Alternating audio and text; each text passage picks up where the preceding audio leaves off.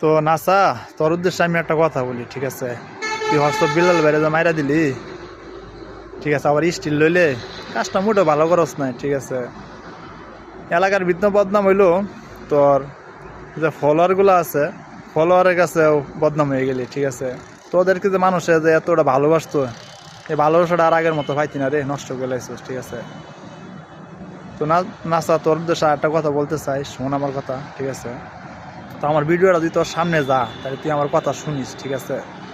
WhatsApp Bilal ভাইয়ের সাথে যেটা করছিস না, অন্য আর কেউ সাথে করতে যাইস না, ঠিক আছে? তাহলে তোর চিরা চুদলিং পং দিয়ে দিব, ঠিক আছে? তো তুই মনে মনে কানবি আর খালি ঘুরবি, ঠিক আছে? বাড়িঘর হইবি না, বুঝছে? তো আমার বাড়ি হয়েছে ময়মনসিংহ এর কাছে, ঠিক আছে? আর তোর বাড়ি হয়েছে ময়মনসিংহ থেকে 40 কিলো দূরে। তাহলে মনে কর, ঠিক আছে, তোর থেকে আমার পাওয়ারটা কেমন, ঠিক আছে? ব্রিজে আইস তুই।